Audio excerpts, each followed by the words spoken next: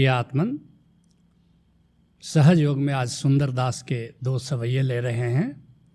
सुंदरदास का जन्म 1596 ईस्वी में हुआ और 1689 ईस्वी तक उन्होंने बड़े प्यारे प्यारे गीत गाए हैं। सुंदरदास संत दादू के शिष्य हैं और अनुभूति, अभिव्यक्ति और विद्वत्ता का बड़ा ही सुंदर संगम हुआ है सुंदरदास में। तुम कह सकते हो कि सुंदरदास 16वीं सदी के ओशो हैं। अभिव्यक्ति का अंदाज बड़ा प्यारा है। सुनो क्या कहते हैं। प्रीति की रीति नहीं कछु राखत, जाति न पाति नहीं कुल गारव। प्रेम की बात है और प्रेम के मार्ग में, भक्ति के मार्ग में रस्मों रिवाज के लिए कोई स्थान नहीं है। प्रीति की रीति नहीं कछु राखत। प्रेम कुछ ऐसा है कि किसी शायर ने कहा है कि प्रेम न जाने ओछी जात और प्रेम न चिन्हे टूटी खाट। अगर प्रेम हो तो जाति पात का बंधन रह नहीं जाता। अगर प्रेम हो तो बिस्तर कैसा है, घर कैसा है, इसका कोई मूल्य नहीं रह जाता। जाति क्या है, कुल क्या है, गोत्र क्या है, प्रेम में इसके लिए कोई स्थान नहीं है। मगर याद रखना, यह तो सांसारिक प्रीत तक में प्रेम अपनी रीत नहीं मानता। जो परमात्मा से प्रेम है उसमें तो इसके लिए और भी कोई जगह नहीं है। किस मजहब से आते हो, किस जाति से आते हो, किस पांति से आते हो, किस कुल से आते हो, किस गोत्र से आते हो, ओछी जाति है कि ऊंची जाति है, इसके लिए भगवान से जो प्रेम है, प्रभु से जो प्रेम है, गोविंद से जो प्रेम है, इसके लिए जाति पात का, कुल गोत्र का कोई बंधन नहीं रह जाता। जानते हो तुम, कबीर साहब जुलाहे थे, रविदास साहब चमार जाति से आते थे, लेकिन प्रभु ने वैसे ही अपनाया जैसे किसी को भी वो अपना सकता था, किसी को भी अपना सकता है। कहते हैं प्रीत की रीति नहीं कछु राखत। यह प्यार जो है कोई रीति, कोई नियम नहीं मानता। जाति न पाति नहीं कुल गारो। न जाति मानता है, न पाति मानता है, न कुल मानता है, न गोत्र मानता है। जिसके लिए कबीर साहब कहते हैं पिया चाहे प्रेम रस, राखा चाहे मान। तुम अहंकार भी, अपना कुल गोत्र भी, जात पात भी तुम रखना चाहते हो, उसकी मर्यादा भी रखना चाहते हो और प्रेम का प्याला भी पीना चाहते हो। प्रेम और अहंकार ये दोनों साथ साथ नहीं चल सकते। पिया चाहे प्रेम रस, राखा चाहे मान। एक म्यान में दो खड़ग, देखा सुना न कान। अरे एक म्यान में एक ही तलवार रहेगी, दो तलवार तो नहीं रह सकती, न देखा न सुना। ठीक ऐसे ही यह जो प्रभु की म्यान है, ये जो प्रेम की म्यान है, यहाँ पर दो तलवार तो हो नहीं सकती कि तुम प्रेम भी करो और तुम अहंकार भी अपना रखो कि मेरा कुल बड़ा ऊंचा है, कि मेरी जाति बड़ी ऊंची है। कहते हैं सुंदरदास, प्रेम के नेम कहूँ नहीं दीसत, लाज न कान लगे सब खारो। ये गोकुल गांव की बात कर रहे हैं, लेकिन ये गोकुल गांव भीतर है। याद रखना, गोकुल गांव प्रतीक है, कृष्ण और राधा के प्रेम का प्रतीक है। और ये बाहर तक के गोकुल गांव में इन बातों के लिए जब कोई मूल्य नहीं है, तो भीतर, अपने अभ्यंतर में, अपने भीतर निराकार में जा कर के जिस गोविंद की बांसुरी सुनते हो, जिस गोविंद के साथ रास रचाते हो, जिस गोविंद के प्यार में तुम पढ़ते हो, वहाँ भला ये जाति पात के लिए या नियम और व्यवहार के लिए, रीत के लिए भला क्या स्थान हो सकता है। तो कहते हैं कि ये जो गोकुल गांव है, जो भीतर है तुम्हारे, सबके भीतर ये गोकुल गांव है। सबके भीतर वो कृष्ण की बांसुरी बज रही है, सबके भीतर वो राधा की पायल बज रही है, सबके भीतर वो रास छिड़ा ही हुआ है, सबके भीतर वो अर्ध नारीश्वर रास में लीन है। प्रेम के नेम कहूँ नहीं दीसत, लाज न कान लगे सब खारो। याद रखना, सामान्य जो सांसारिक प्रेम है, यहाँ भी मर्यादाओं को निभाना संभव नहीं होता। गोपाल सिंह नेपाली की एक कविता मुझे बहुत पसंद है। मन मिले तो जवानी रसम तोड़ दे, प्यार निभता न हो तो कसम तोड़ दे। यूँ बिछुड़कर न रतियाँ गुजारा करे, मन दोबारा तिवारा पुकारा करे। अगर मन मिल जाए तो फिर रस्म और बंधन तो टूट ही जाते हैं। जिसके लिए कबीर साहब कहते हैं, जहाँ प्रेम तहाँ नेम नहीं। अगर प्रेम है तो कोई नियम वहाँ नहीं चल सकता। तहाँ न बुद्धि व्यवहार, वहाँ बुद्धि का कोई काम नहीं, वहाँ खोपड़ी का कोई काम नहीं, वहाँ चिंतन मनन का, सोच विचार का कोई काम नहीं है। प्रेम मगन जब मन भया, तब कौन गिने तिथिवार। और अगर प्रेम में मगन हो गया मन, तो कोई मर्यादा पालन संभव नहीं कि कितनी देर प्रेम में रहना, कितनी देर प्रेम में नहीं रहना, कितनी देर ध्यान में रहना, कितनी देर ध्यान में नहीं रहना, कितनी देर सुमिरन में रहना और कितनी देर सुमिरन में नहीं रहना, कितनी देर समाधि में रहना और कितनी देर समाधि में नहीं रहना। यह प्रेम कोई मर्यादा नहीं जानता, न समय की मर्यादा, न स्थान की मर्यादा। तो कहते हैं सुंदरदास, लीन भयो हरिसों अभयंतर। मगर ये प्रेम कहाँ करना है? बाहर से शुरू कर सकते हो, लौकिक प्रेम से शुरू कर सकते हो। सूफी कहता है कि इश्के मजाजी से शुरू कर सकते हो, मगर बात तो इश्के हकीकी तक जानी चाहिए, गोविंद से प्रेम तक जानी चाहिए। हर प्रेम भक्ति में रूपांतरित हो जाना चाहिए। उसी के लिए सुंदरदास जी कहते हैं, लीन भयो हरिसों अभ्यंतर। अभ्यंतर शब्द से ही भीतर शब्द आया है। भीतर जाकर के हरि में लीन हो जाना है। और आठों जाम रहे मतवार, और आठों पहर एकदम एक प्रकार की मस्ती छाई रहती है। जब गोविंद के प्रेम में पड़ते हो, गोविंद के प्रेम में लीन होते हो, जब गोविंद के सुमिरन में जीना शुरू करते हो, तो ऐसी खुमारी चढ़ी रहती है जिसके लिए गुरु नानक देव जी कहते हैं, नाम खुमारी नानका चढ़ी रहे दिन रात। बाहर की शराब पीते हो तो सुबह होते हुए रात को पीते हो, सुबह उतर जाती है। लेकिन परमात्मा की शराब जब पीना शुरू करते हो, परमात्मा के सुमिरन में जब जीना शुरू करते हो, एक ऐसी मस्ती आ जाती है जो आठों पहर बरकरार रहती है। जिसके लिए कबीर साहब कहते हैं, प्रेम प्रेम सब कोई कहे, प्रेम न चीन्हे कोई।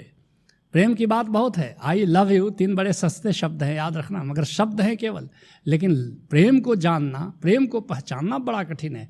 कोई कोई बिरला ही उस प्रेम को जान पाता है जिस प्रेम की बात संत करते हैं, जिस प्रेम की बात सुंदरदास कह रहे हैं।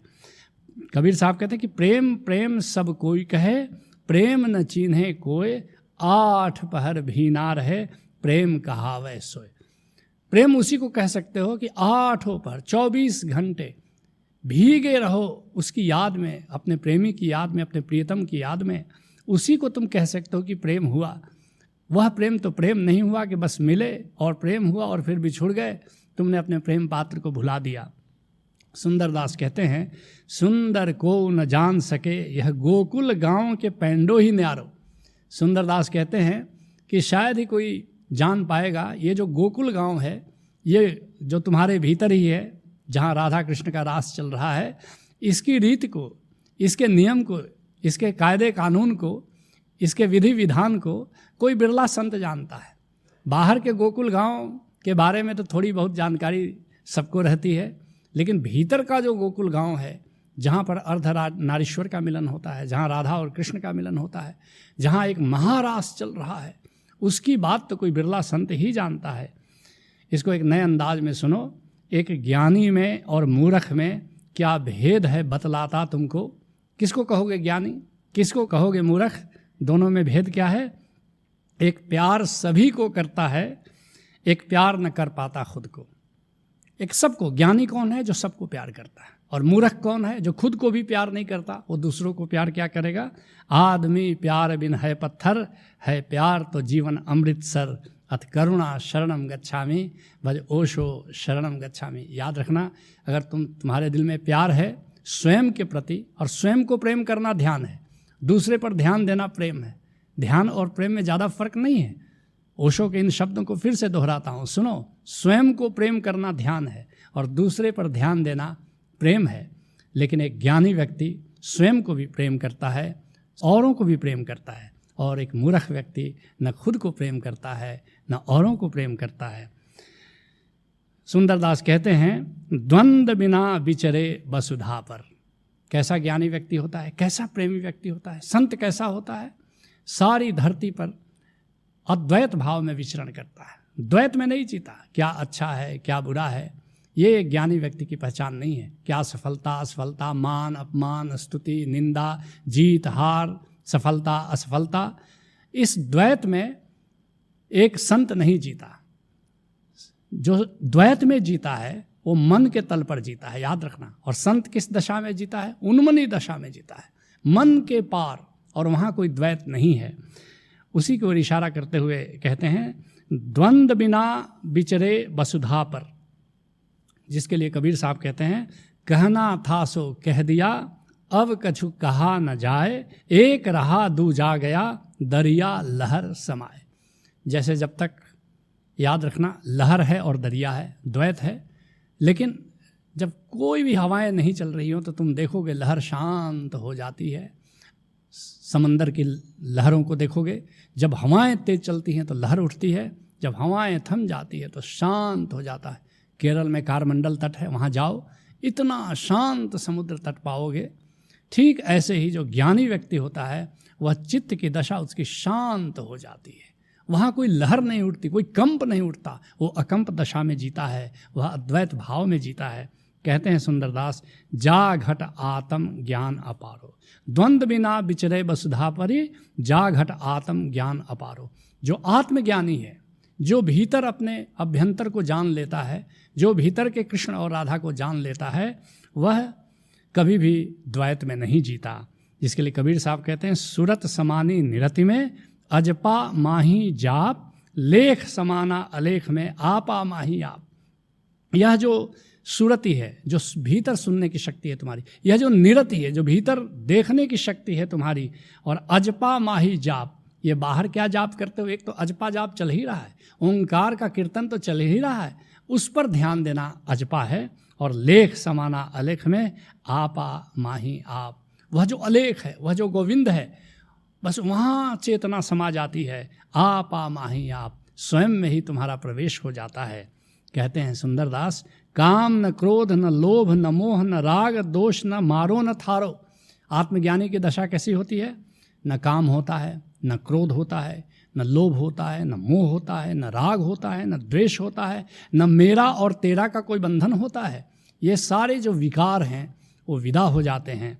जिसके लिए कबीर साहब कहते हैं, काम क्रोध मद लोभ कोई, जब लगी घट में खान, कहा मूर्ख कहाँ पंडिता दोनों एक समान।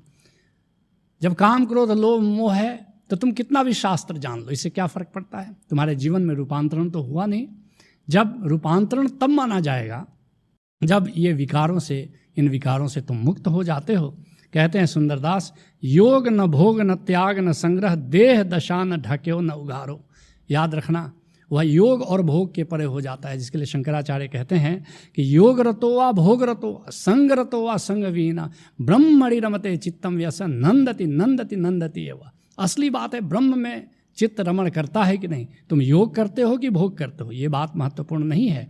देह दशा न ढक्यो न उघारो, तुम नंगे रहते हो महावीर की तरह कि वस्त्र पूरा सजा के पहनते हो कृष्ण की तरह, ये बात परिधि की बात है, ये गौण बात है। असली बात है कि भीतर अभ्यंतर में तुम प्रेम करते हुए जी रहे हो कि नहीं जी रहे हो। सुंदर को न जान सके यह गोकुल गांव को पेंड ही नारे। ये बड़ा मुश्किल है लेकिन जानना, जिसके लिए रहीम साहब कहते हैं, रहीमन बात अगम्य की कहन सुनन की नाही, जे जानते कहत नहीं कहते जानत नहीं। जो भीतर जाकर के जानता है वह तो खो जाता है बाहर आने पर। तो उस परम अनुभव को कोई कहे तो कैसे कहे, ये अनुभव करने की बात है। भीतर अभ्यंतर में जाना, वहाँ अपने भीतर के कृष्ण और राधा को पहचानना और एक महारास में निरंतर जीना, यही सहज योग है। हरि ओम तत्सत।